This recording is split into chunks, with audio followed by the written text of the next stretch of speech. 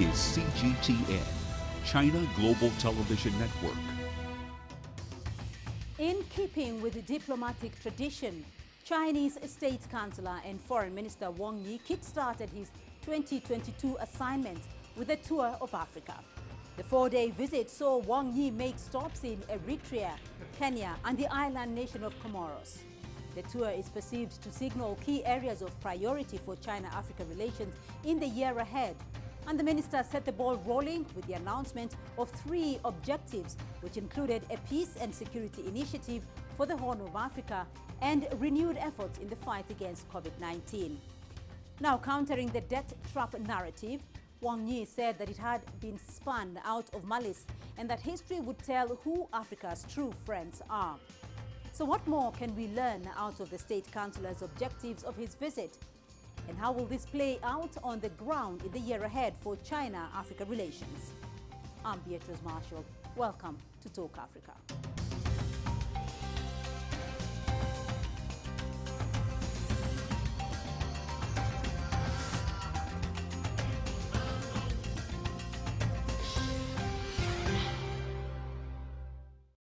Well, before kicking off our discussion today, let's first take a look at the 3-leg tour that marked the diplomatic highlight of last week. Robert Nagila gives us a recap of the State Councillor's visit. The Africa Tour, a 3-decade-old tradition that sees Chinese foreign ministers visit Africa as their first overseas trip of the year, began with a visit to Eritrea on January 4th. While there, Foreign Minister Wang Yi met with Eritrean President Isaias Afwerki and pledged China's support for Eritrea's efforts to safeguard its sovereignty. Later, after a meeting with Eritrean Foreign Minister Osman Saleh, the 2 diplomats issued a joint statement on consolidating bilateral strategic partnership. Thank you so much, Your Excellency. In Kenya, Wang Yi met with President Uhuru Kenyatta and was the chief guest during a tour of an offshore oil terminal built by a Chinese company in the port city of Mombasa. Kenyatta praised China's sincerity as a development partner. On international affairs, Kenyatta said Kenya would work with China to promote a just and fair system by collaborating within the framework of the UN Security Council. Our partnership with China is not a partnership based on China telling us what we need. It is a partnership of friends working together to meet Kenya's social-economic agenda. We are here to witness the genuine and sincere friendship between China and Africa. Over 600 years ago, the famous navigator Zheng He led the biggest fleet at the time to pay a visit to Mombasa. What he presented to the local community was friendship and trust instead of colonialism and slavery. Earlier, following a meeting with Kenya's Foreign Affairs Cabinet Secretary Rachel Omamo, Wang Yi announced China would provide the East African country with 10 million COVID-19 vaccine doses. 6 MOUs and agreements were signed on trade, investments, infrastructure, digital information and green development. The last leg of his tour saw Wang Yi visit the Comoros Islands. During a joint press briefing with Foreign Minister Doihir Dul Kamal, he pledged China would offer the island as many COVID-19 vaccines as needed. He also met with President Azali Assoumani, where they discussed bilateral cooperation. Robert Nagila, CGTN, Nairobi, Kenya.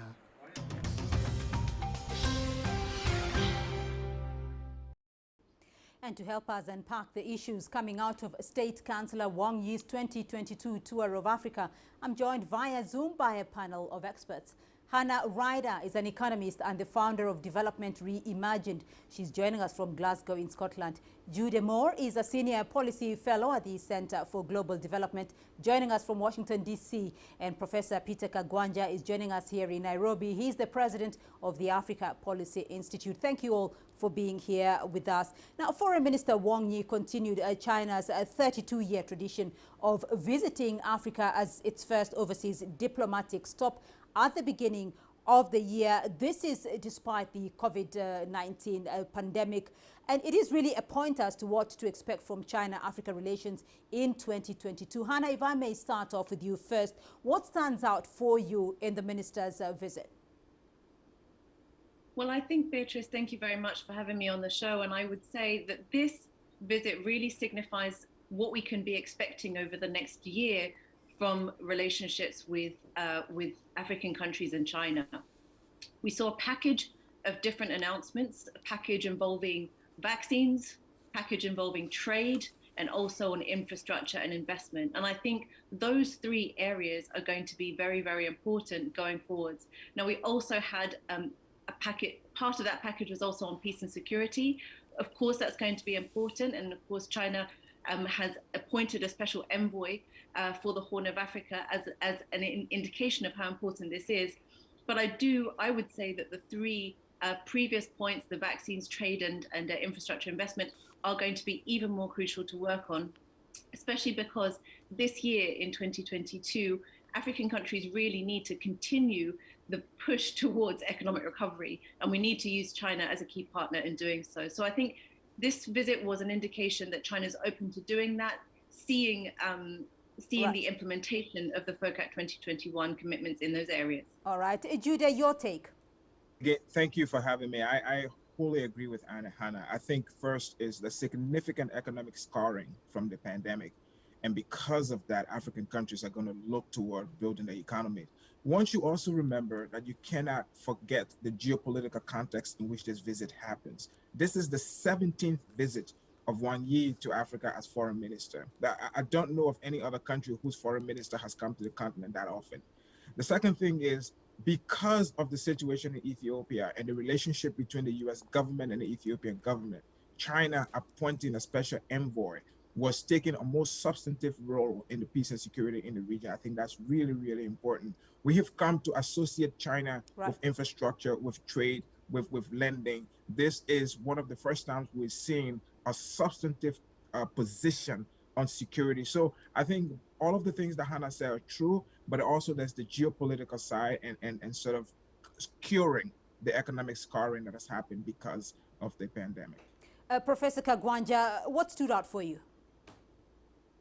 Thank you, Beatrice, for having me on the studio. I think we'll fully agree with what Hannah has said about the three main pillars, but I think there is a fourth important pillar which becomes more important when you focus on the Horn of Africa. The Horn of Africa is largely different from the rest of the continent in the sense that this is really the vortex of conflict and is beginning to become the arena of geopolitical contestation in the world. And that's because of China's prioritizing of the Indian Ocean as part and parcel of the maritime Silk Road, and China's determination to ensure that it creates this old Silk Road. Now, that has elevated peace and security as a core pillar of China's policy towards the Horn. That means that there is now a new initiative of peace, peaceful development initiative. And on top of that, there is now the envoy for peace and security.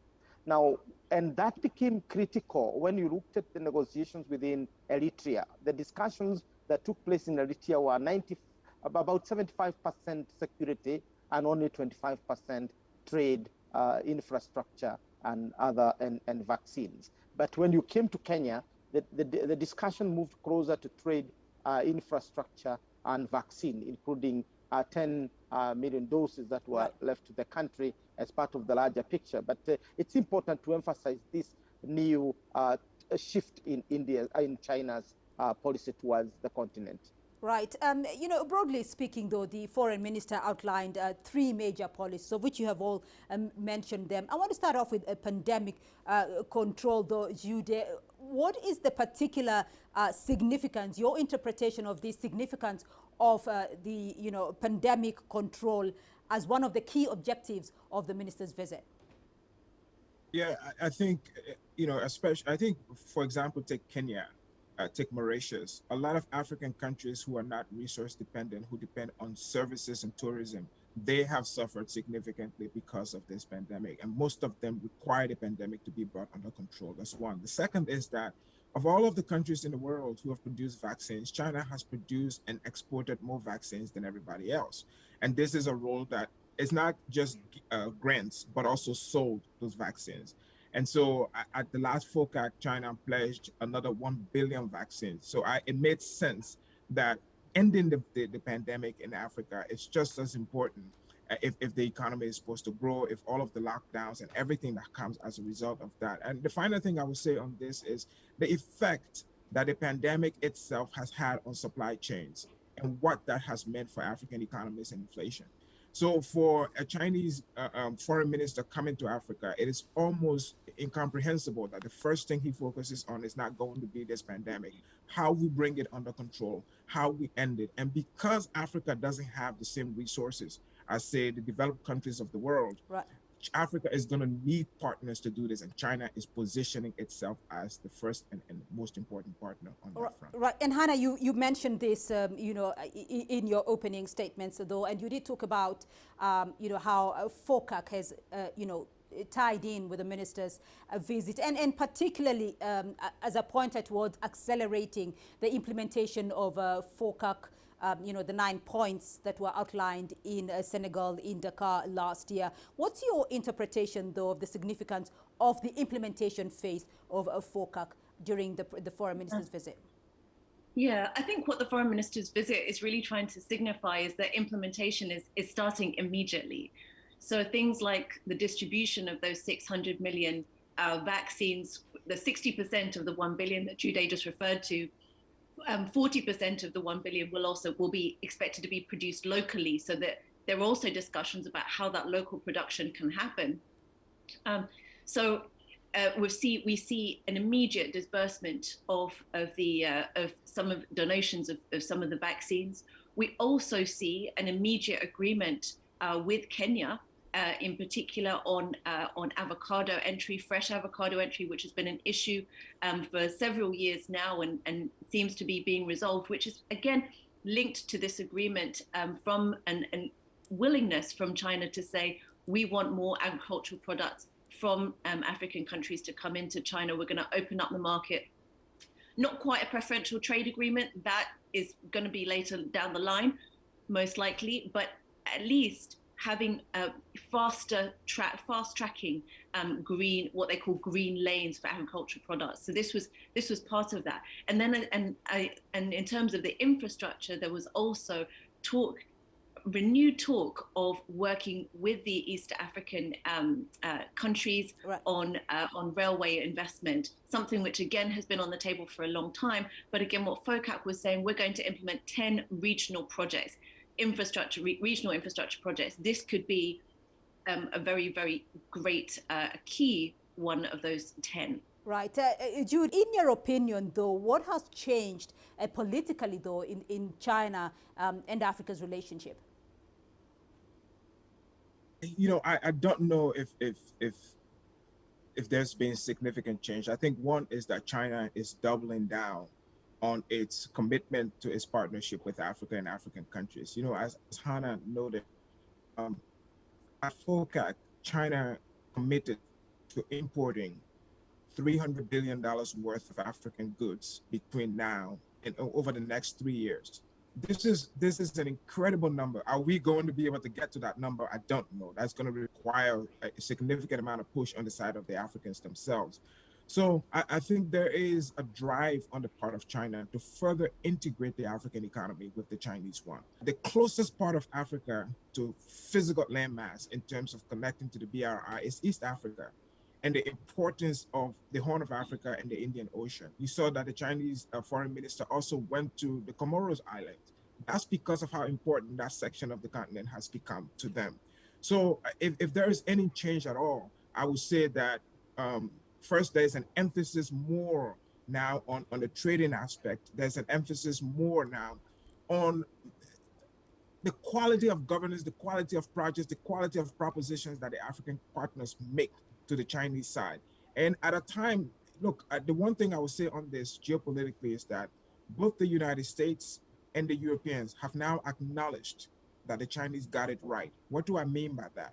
EU has come up with Global Gateway as sort of an infrastructure financing mechanism. The US is coming up with B3W, and every single one of them has highlighted BRI, providing an alternative to BRI. That is an indication that what the Chinese have been doing is right, and now they're trying to adjust and respond to that. So I think there is a sort of consolidation of the relationship between the continent and China.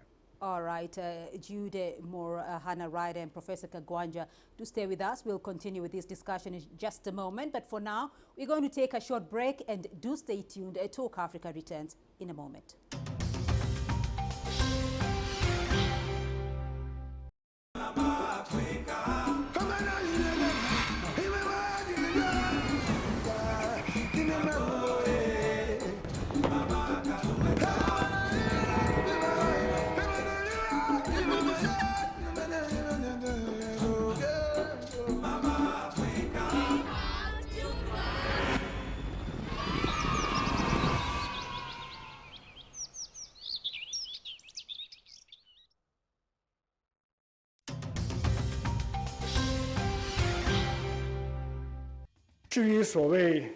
The so-called debt trap is simply not a fact. It is speculation being played up by some with ulterior motives, and this is a narrative trap created by those who don't want to see development in Africa. If there is any trap, it is about poverty and underdevelopment. China would like to work with other countries and Africa to contribute to Africa's sustainable development.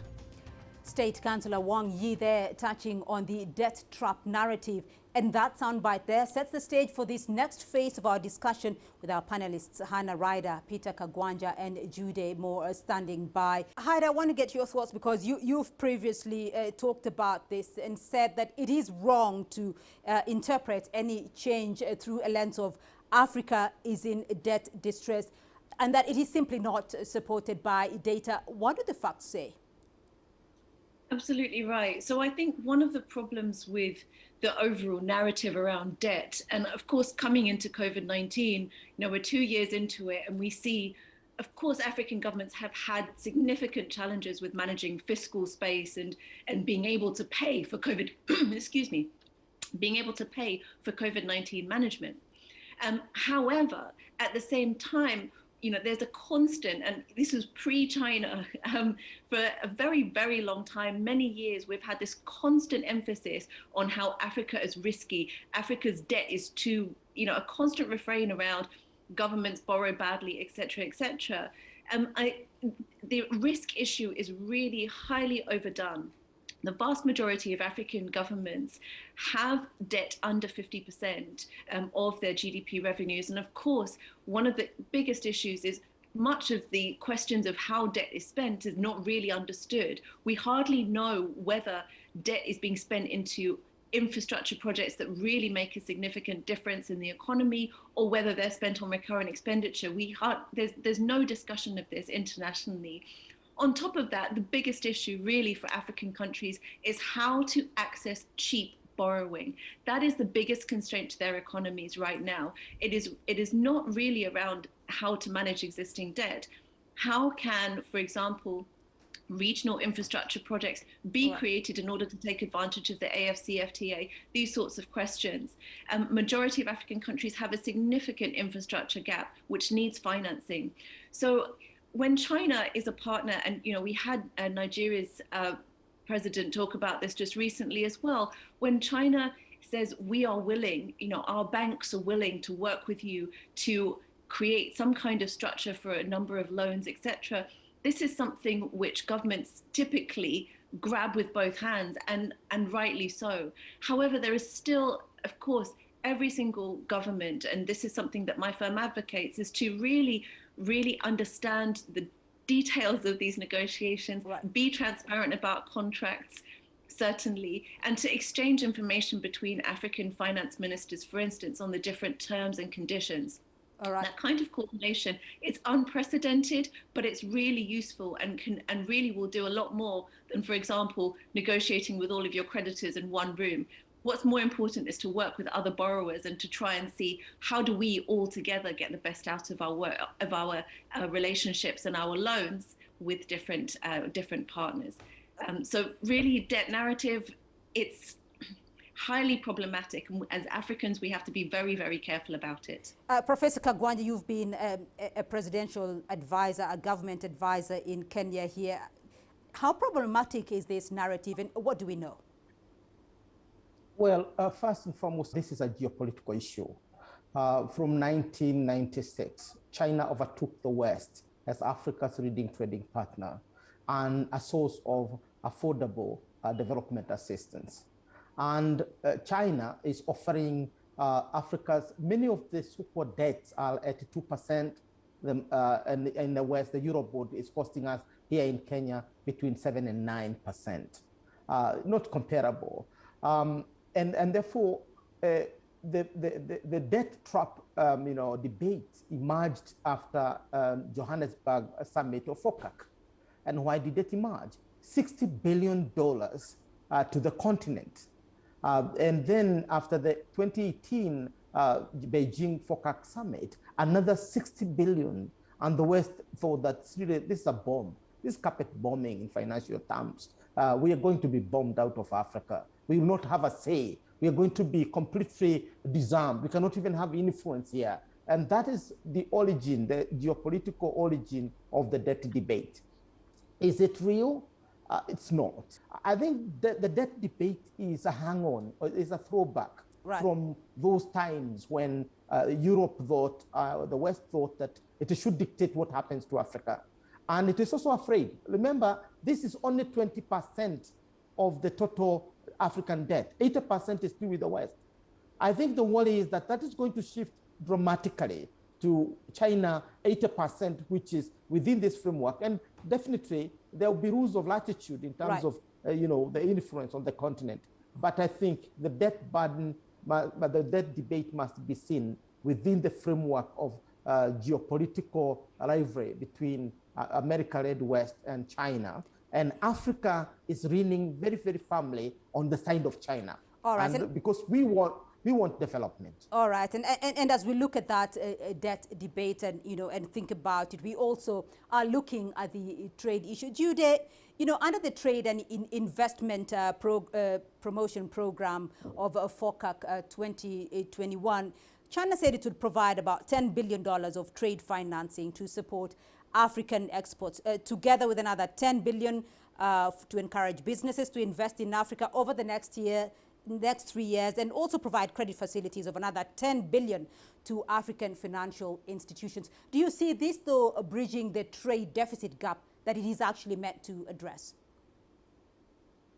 It's going to be very difficult for any one action by another actor, so another state actor. I think primarily that trade deficit gap is going to be resolved by the actions Africans themselves take. It's going to be resolved by what happens in our domestic economy and what we do with the AfCFTA. However, we need assistance from external partners to help us to do that. And so I'll give an example here. When AGOA, the economic arrangement, trade agreement between the US and Africa came into effect, it did not come with supporting resources in investment so that we could add value to African products and be able to export. And I think the US is trying to change that now. That is what the Chinese are going with this. If we're going to import 300 billion worth of African goods over the next 3 years, then we have to assist our African partners to be able to raise both the quality and diversity of those goods, because that's how we get to those numbers. So I think this is, as Africa looks to its partner, there's going to be a meeting between the EU and Africa in February. These are the kinds of things that we want to see. Because not only does it help us to export, it also helps so that we can be able to increase regional trade. Because if we're improving quality and diversity of goods to ship out of the continent, we can also ship it between Kenya and Tanzania, between Rwanda and Uganda, between Liberia and Sierra Leone. So I think the Chinese effort on providing resources to increase both the volume and the quality of African exports to allow us to ship to China, I think that's an excellent step. But in terms of reducing the trade deficit, it's going to primarily require the changes that we make within our economies as Africans. All right. Professor Kagwanja, I want to come back to you on your issue of the fourth pillar, the Horn of Africa security issues, and particularly the appointment of a special envoy for the Horn of Africa, and the creation of an initiative for peaceful development in the Horn. Does this mark a new active China in Africa's approach to security? Thank you, Beatrix. On that matter, I think in one of my writings on last Sunday, trying to categorize the policy shift in China, in Africa, I used the concept of smart power. And I argued that in the past, China has been a soft power nation, or has been trying to build this soft power in Africa, working within things that we agree on. We all, as Africans, agree on Pan-Africanism, and therefore Pan-Africanism offers the framework. Regional integration as another framework. But the African Union earlier on had identified peace and security as enablers of development. And I think China thought that it would be possible for Africa to continue with the peace and security, and for China to continue with the development. But the events in Ethiopia are kind of writings on the wall. They are a warning for China that you'll put a heavy investment in a country, you'll transform a country into a lead nation in terms of development, but one decision will bring all this development tumbling down. And until November 2020, Ethiopia was one of the leading China's partner, and a shining light, if to say, particularly in infrastructure. If you look at what is happening within Addis Ababa and around Addis Ababa, the fast railway from Djibouti to Addis Ababa, and projected to move on to Juba and related areas. But now, all that has come down in terms of the problems that we are seeing there. And China has seen now it is important to begin intervening directly, if not intervening, but mediating some of these problems. And how do you do that? You need an infrastructure that supports already existing infrastructure. So China speaks about strengthening IGAD, strengthening the East African community, strengthening the role of African Union in conflict resolution. Right. And how do you do that? You have an envoy who support this process. You have the Peaceful Development Initiative that does not leave behind development, but shift us a little bit to peace and security as a way of securing development. All right. In countries like Kenya, we are having elections this year in August, and nobody wants us to go to where we were in 2007, 2008. And I think in Kenya, China was hinting that we would want to see stability. It's not too much of democracy. Democracy is still work in progress anywhere in the world, if the Trump's America is anything to go by. But what we need in Africa is consistent stability, right, so that it can underpin development. All right, and on that note, we'll leave it there on this edition of Talk Africa. We'd like to thank our guests for their comprehensive insights on this subject. Hannah Ryder, founder of Development Reimagined. She's joining us from Glasgow in Scotland. Judah Moore, a senior policy fellow at the Center for Global Development, joining us from Washington, D.C. And Professor Peter Kagwanja in Nairobi, the president of the Africa Policy Institute. Do remember you can engage us further on these subjects through our social media platforms on Twitter and Facebook, and also catch this and more episodes of Talk Africa on our YouTube playlist. See you next time. I'm Beatrice Marshall, and from the team in Nairobi, bye-bye.